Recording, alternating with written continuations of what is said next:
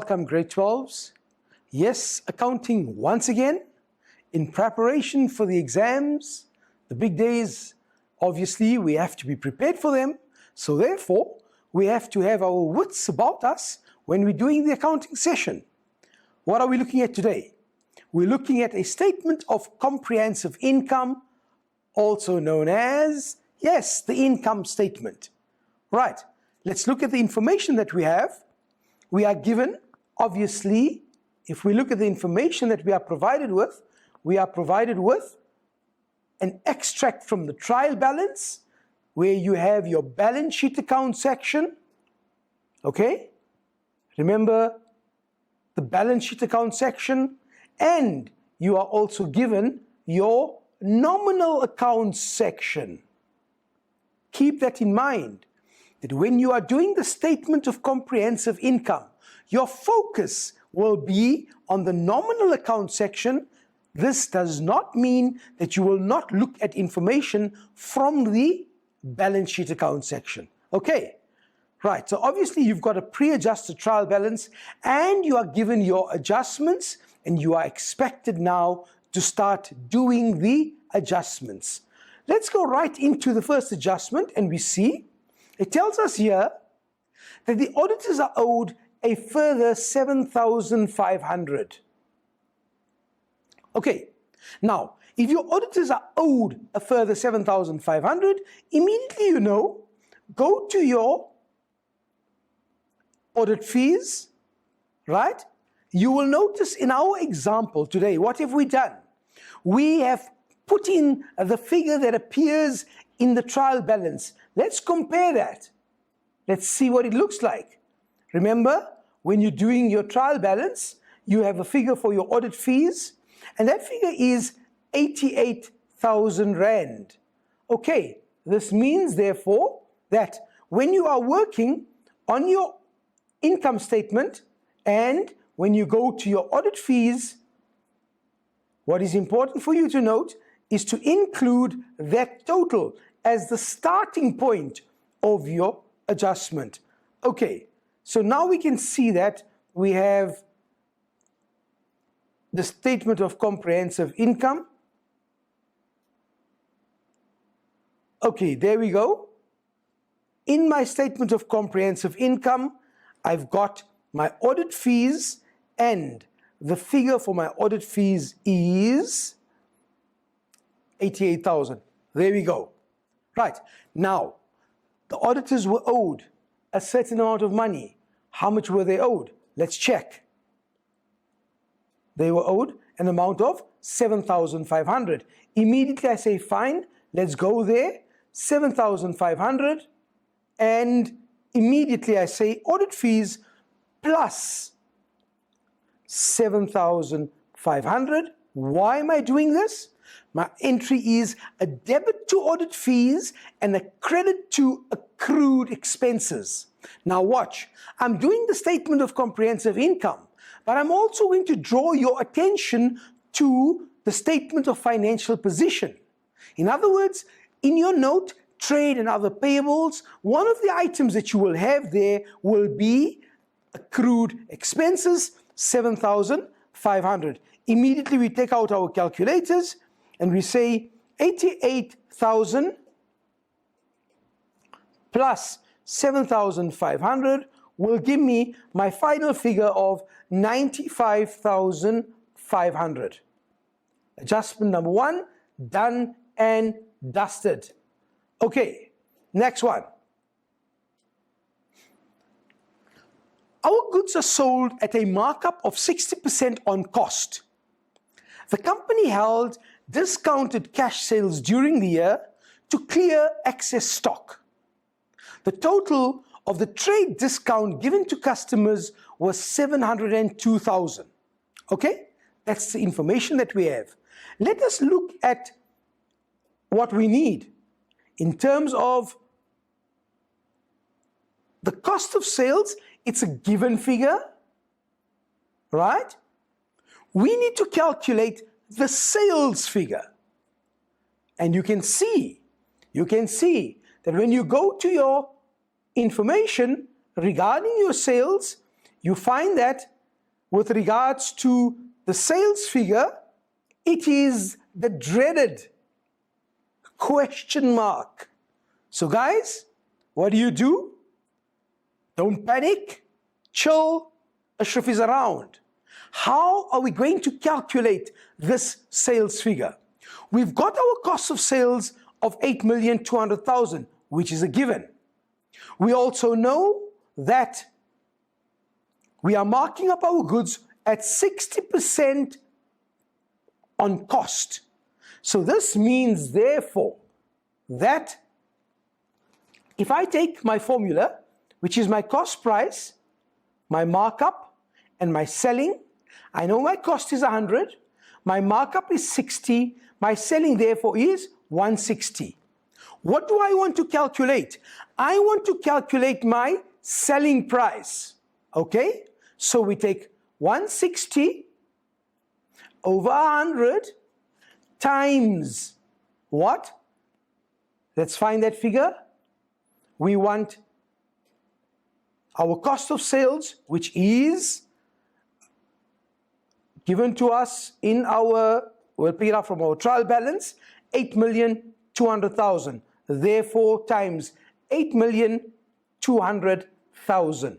Okay, so therefore, watch what I'm doing. I'm saying 8,200,000, right, times 160 divided by 100 will be equal to 13,120,000. What is this figure here? This figure here of 13,120,000 is nothing else but your sales figure. And 13,120,000 is the figure in brackets. You start off with that figure. Right. What else do you know? You know that you had marked down sales, during which time the total discount that was given to your customers amounted to 702,000. So immediately you say, fine, if that's the 702,000, my sales have to be reduced by 702,000. Why is that? Because obviously, because I had a discounted price, I will not be receiving the full amount of the sale, and therefore, it will be my 13,120,000 minus 702,000 to give me a figure of 12,418,000. Okay. Immediately I've got my sales figure, and I know that sales less my cost of sales of how much? 8,200,123,000 will give me a figure of 4,218,000, and that will be my gross profit for the year. Now notice, you have to do your adjustment in such a way that you are able to ascertain your sales figure. Once you have your sales figure, you reduce it by the amount of the discounted sales that you have, and that will then give you your net sales figure. Right, there was one thing that we didn't look for. Let's do that right now. It may or may not be there. What am I referring to? I'm referring to an item called debtors' allowances. Yes, this particular one is not told to you as an adjustment. You are expected to know that it must be deducted from your sales. Now check, does it feature here anywhere in my nominal account section? No, it doesn't. And if it doesn't feature, it means there were no debtors' allowances, nothing to subtract. But don't take it for granted. Okay. Let's go on to the next adjustment. And the next adjustment says, packing materials to the value of 41,000 was used during the year ended 30th of June 2015. Okay, time for you to start thinking now. Put on those thinking caps and tell me, what are you going to do with this adjustment? Hint, hint, hint. Watch it. Watch it carefully. Go for it. Your minute starts now.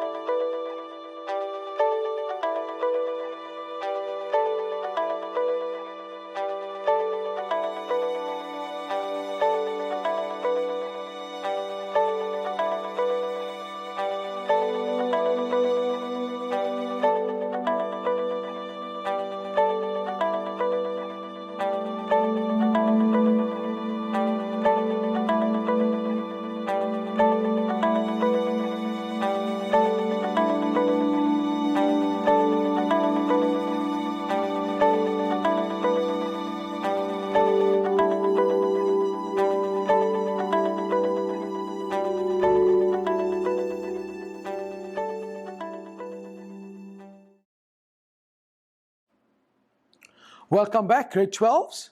Go for it, guys. What was your adjustment? Why was this particular one different to one that you normally see? What are you told? You are told that's the value of the packing materials that you used, 41,000. Immediately, when you are given the value of packing materials used, immediately, guys, that becomes your final answer. 41,000 Rand. Let's check it out. There we go. So, what am I saying?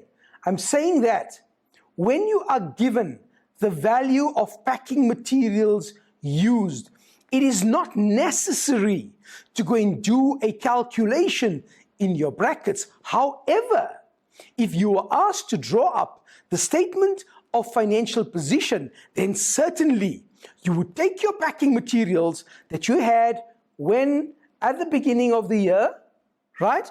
And obviously, let's find that figure. You would see there's your packing materials, 43,900, right? You would take the 43,900 minus the 41,000. Obviously, that will give you a figure of 2,900. That 2,900 would be included in your note under inventories as what? Consumable stores on hand. How much? 42,900. Where did it come from? 43,900 minus what you used, the 41,000, leaving you a balance of 2,900. Clear, guys? So watch. With packing materials, you are either told what is left over or you are told what is used. Make sure that you are able to do both the adjustments in both your statement of comprehensive income as well as your statement of financial position. Right, next adjustment.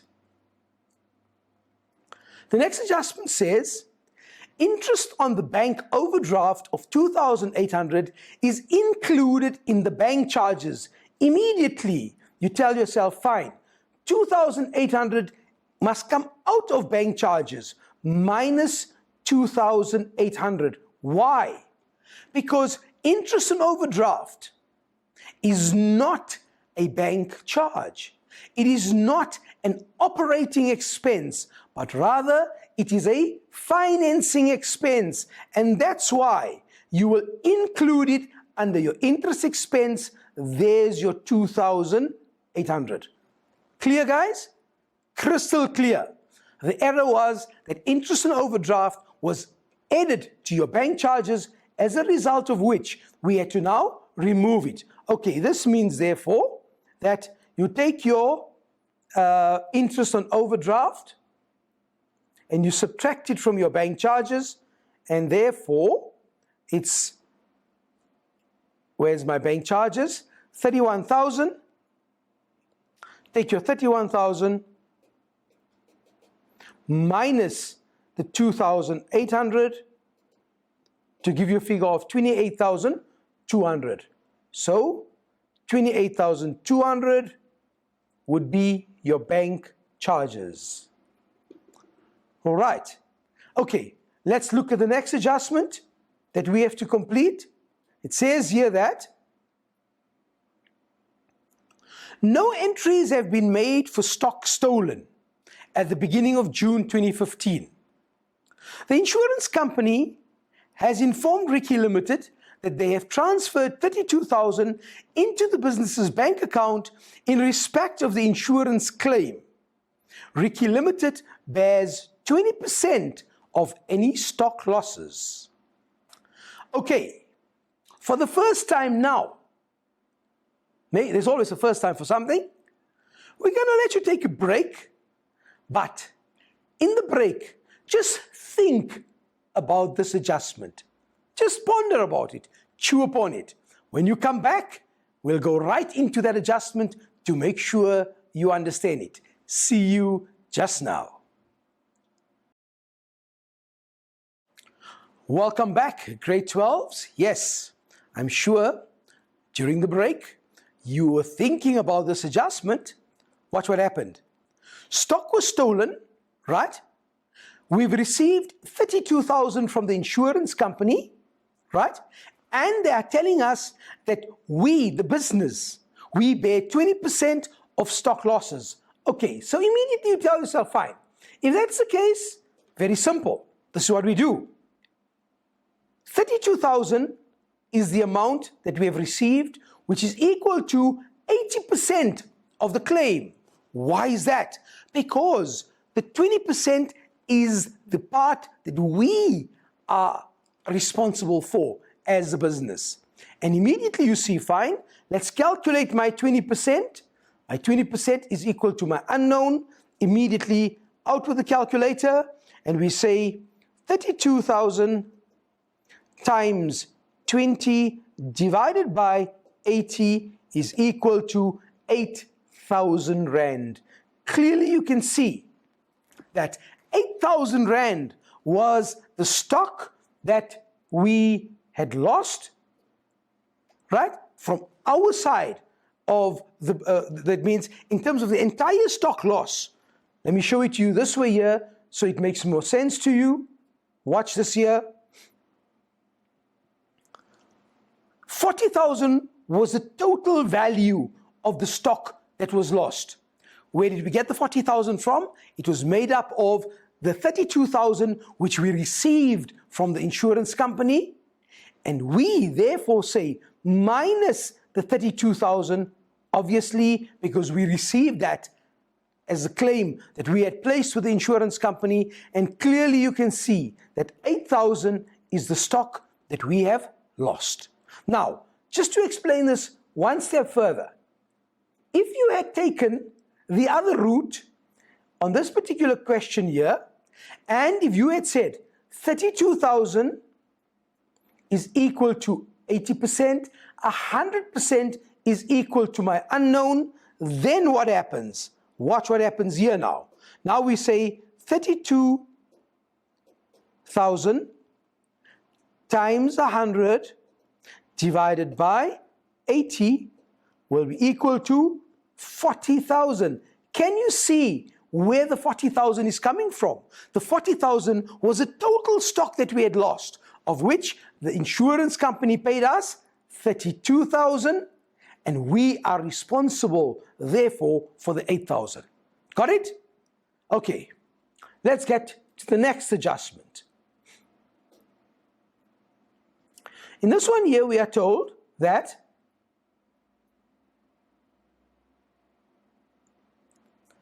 a physical stock taking on the 30th of June 2015 reflected stock to the value of 1,475,500. Right. Immediately when you are given a stock figure as a physical stock take, you have to now decide, what do I compare this to? Right? And what are we going to compare it to? We're going to compare it to the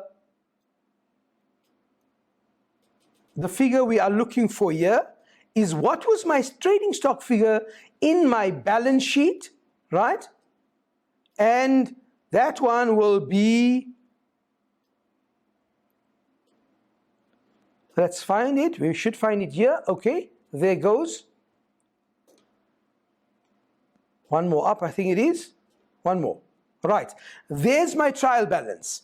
Obviously, my nominal account section is not going to give me the information. My balance sheet account section is going to tell me that trading stock is valued at 1,534,000. That was your stock figure as per your trial balance.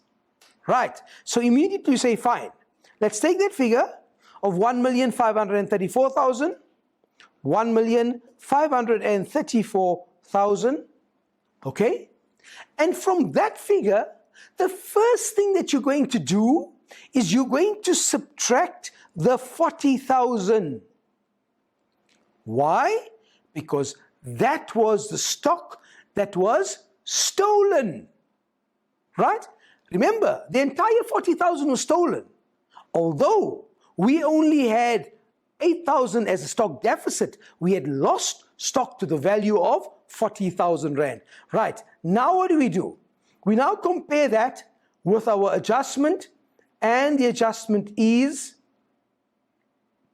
1,475,500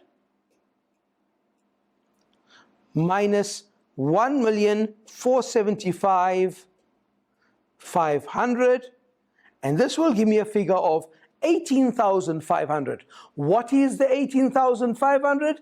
Clearly you can see that your 18,500 is your trading stock deficit, right? 18,500. Obviously, what you're going to do, you're going to show the calculation here, minus the 40,000, and obviously minus the final stock figure. The net effect of all of that will give you the trading stock deficit. So important, what do you have to remember? Take your trading stock figure as it appears in your trial balance. Take any other further adjustments that you have on trading stock, and then compare it with your trading stock balance at the end of the year, and then you will ascertain whether you have a trading stock deficit, or it could also be a trading stock surplus, right? In this particular example, it's a trading stock deficit. Okay, next adjustment.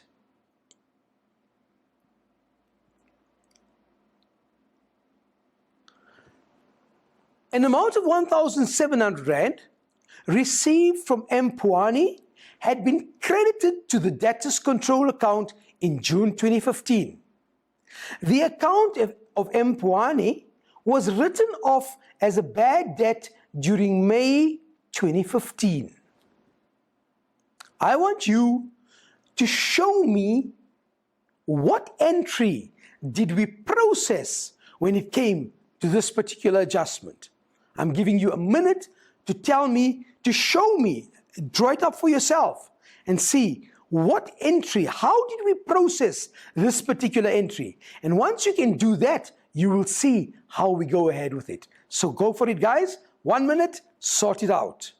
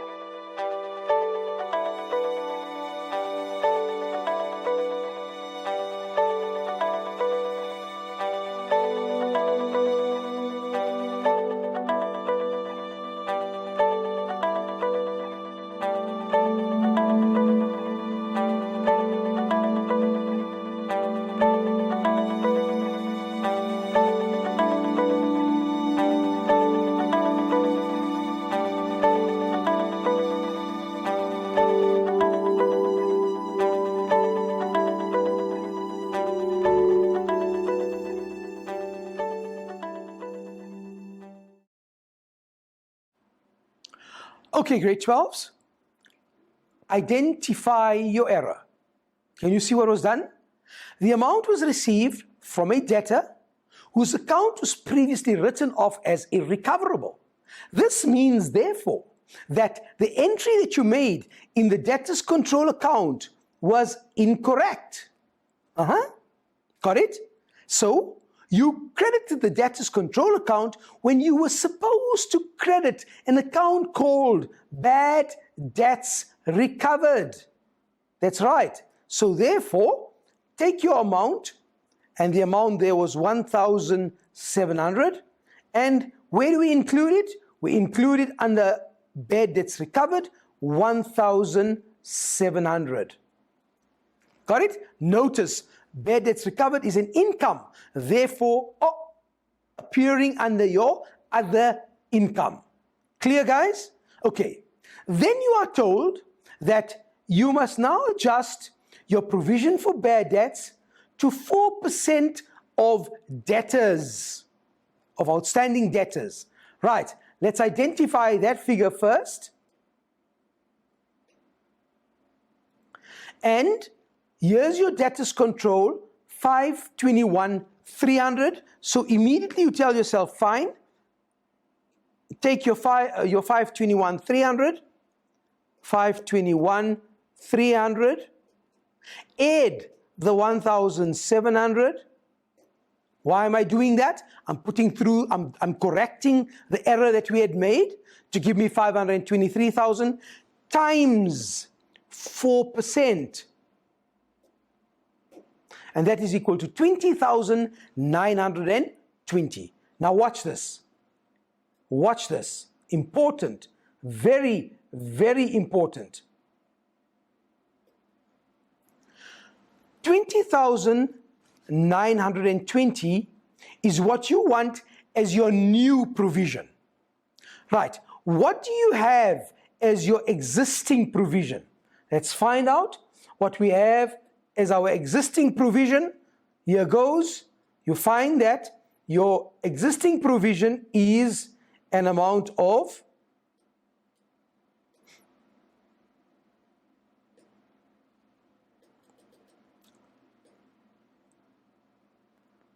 let's get it from here.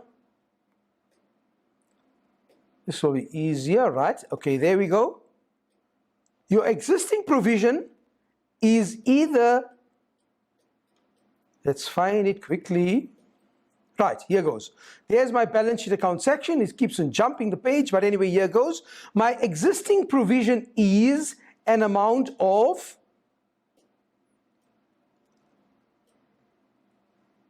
okie dokie, let's do that.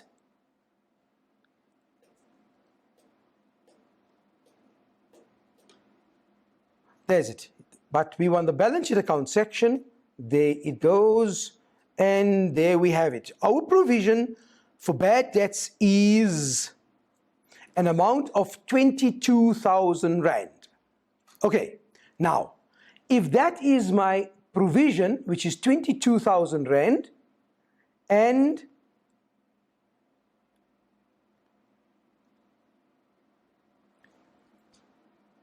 we said our new provision has to be 20,920, okay, minus my 22,000 Rand will give me a figure of 1080.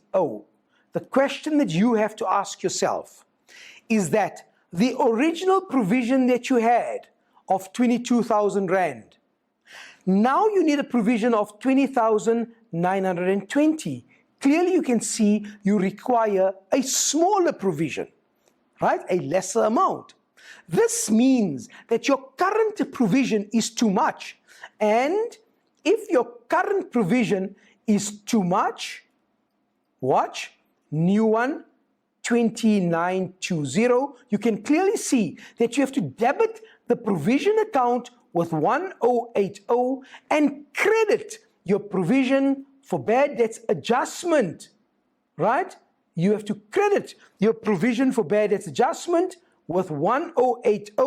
This means, therefore, that your provision for bad debts adjustment is an income account.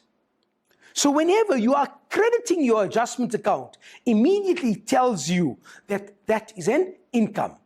If your new figure was greater than your existing figure, then therefore your adjustment account would have been debited, resulting in it being an expense. Question: where do we include, let me rephrase the question. What amount would we use in our statement of financial position? You have 1 minute to sort it out.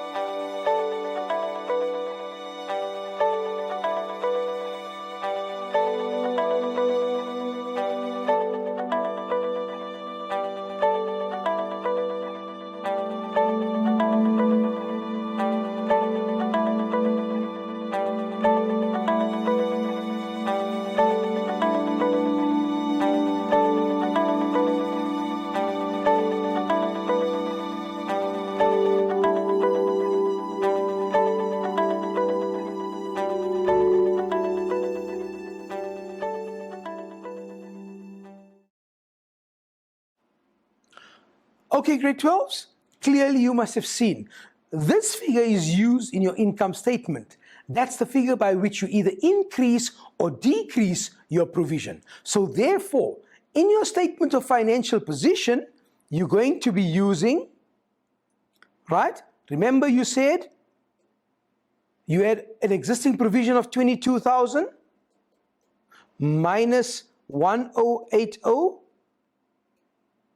22,000 minus 1080, and that gives you 2920, and that's the figure that you use in your statement of financial position as your new provision for bad debts. Remember, your provision changes from 22,000 to 2920. Well, guys, we've got some interesting adjustments still to do, so the place to be is with us. So have a quick breather.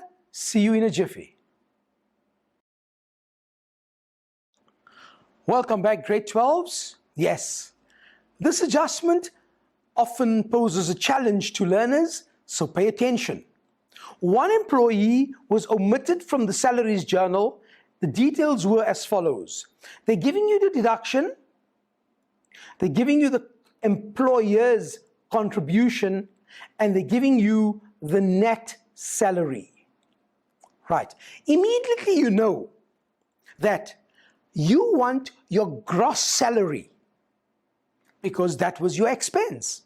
And the way we're going to do that is we're going to take our net salary of 4980 and we're going to add it to our deductions of 2020,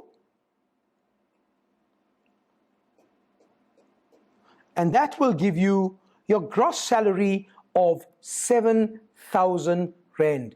Immediately, you have now identified what is your gross salary for the year. That figure is what you're going to use in your income statement, right? So in my income statement, I go to my salaries and I say plus 7,000 Rand. Okay, so we got 7,000 plus 788,000 is equal to 795,000, and that becomes your final figure. What is it that you have to remember? That it is your gross salary that is added to your salaries in order to determine what was your expense in respect of salaries. At the same time, did we have any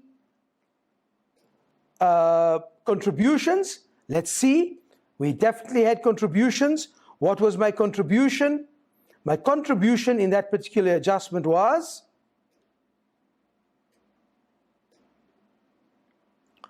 my contribution was 1610. Therefore, what am I going to do? Very simple. 1610 plus 1610, and therefore we take our 81,000 plus 1610 to give me a total of 82,610. That would be your employer's contributions. Now be careful. Where you are given an adjustment and you are told that your employer's contribution is part of your salaries and wages, then it is important for you to note that you will have to then add the 1610 to salaries and wages if no separate account is kept for employer's contributions. So read the question carefully. Okay, next one. The next adjustment is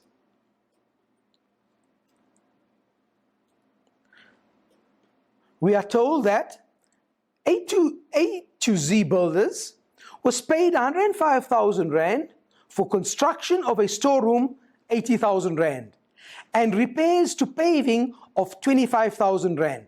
The entire amount was debited to land and buildings in error. Immediately it tells you that your repairs figure is incorrect. So therefore, go to your repairs figure, right, and add the figure of 25,000 Rand to each, right? And obviously this will give you a figure of 150,600. Okay, why am I doing that?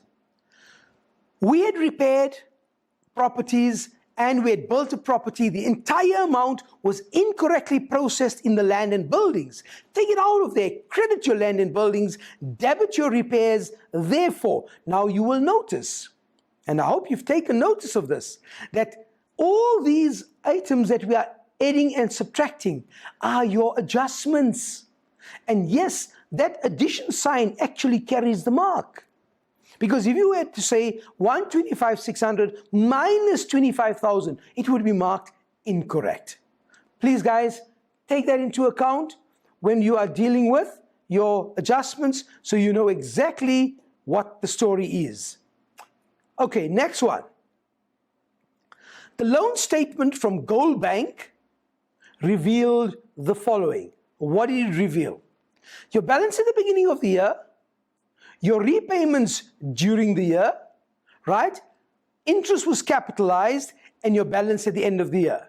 Now, the easiest way of doing this one here is to open up a T account. And I'm going to do it in here so that you can see it. Opening balance, 1,470,000, done and dusted.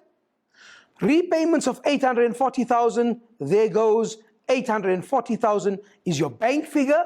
Now remember, this bank figure includes two components.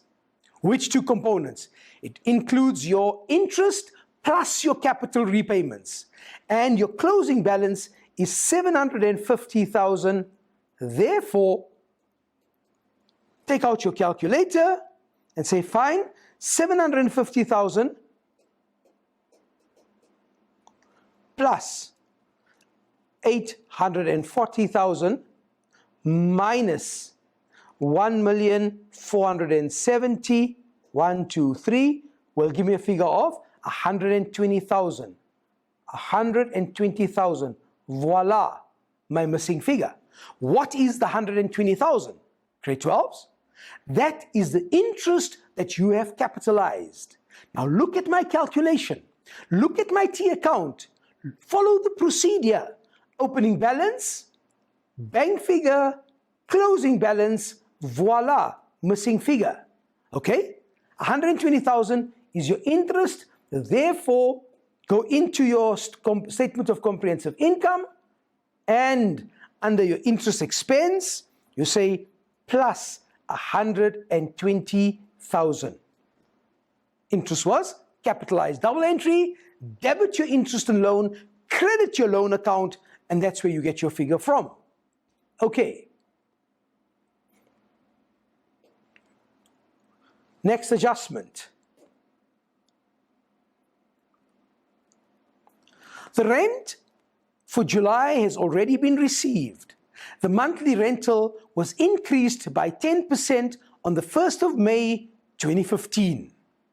Right, now, if my rental was constant for the entire year, no problem.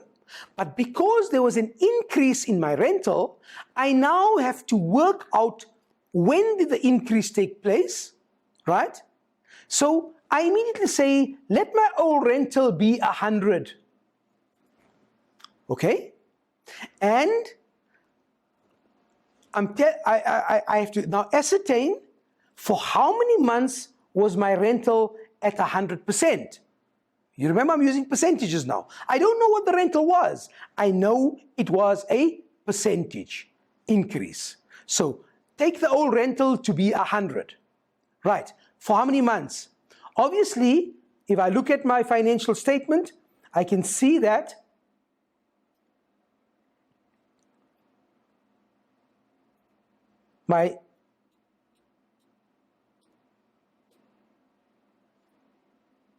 let's get to that one, it will be easier. Right? Here I am told that the financial year end is June. Right? So this means therefore that my rental increased on the 1st of May. So it's May, June, and July. So 3 months, my rental was 110% for 3 months. Okay, why? Because the rental increased on the 1st of May, so I take May into account, I take June into account, which is the end of my year, and I also take July into account because I've received my rental for that month. Clear? Okay. So that means I must now get a total of 13 months. Why? Because financial year is 12 months, plus the month of July will be the 1 month. Clearly you can see that the old rental was 100 at 10 months to give me a figure of 1,000, 100 times 10. My new rental was 110 for 3 months, giving me a figure of 330. I add this together, 1,330, right, is equal to the figure for rental that is given in my trial balance, and that figure is, let's identify that figure.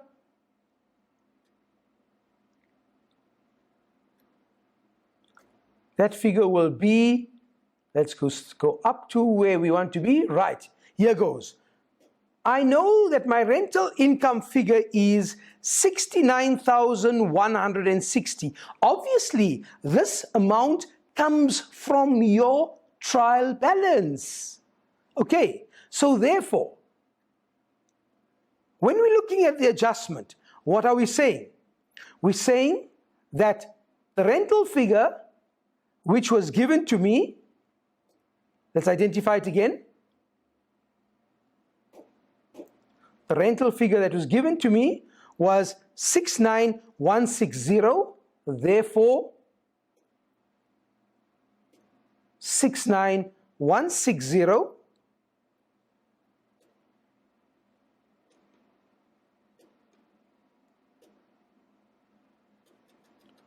we were busy working on the adjustment sheet, so let's find it there. Here's it, 69,160. What am I doing? Let me take you through this very carefully because of its importance. Step number 1, take your old rental to be 100. Multiply it by the number of months at which your rental was 100%. Remember, you don't know rand values. You know that for a total of 13 months, you received 69,160. Okay? So, 100 for 10 months, then the increase took place at 10%. How did I get to the 110? It's 100 of the old plus the increase of 10 to give me 110 times 3 to give me 330. 1,330 is equal to 69,160. We're looking for 110, which was the July month, is equal to my unknown. Right. So immediately what we say, 69160 times 110 divided by 1330. What am I doing? I'm cross multiplying. As you can see, I'm cross multiplying. And this gives me a figure of 5720. So 5720, if I take 5720, then I know that that is the amount minus 5720. The reason I'm subtracting the 5720 is because that is my income received in advance. Once again, make sure that you know exactly how to do this calculation. How did I arrive at the 5720? Make your old months 100, your new months 110 because of the 10% increase. Immediately you take your calculator and you say, fine, take that figure now, and it is 69160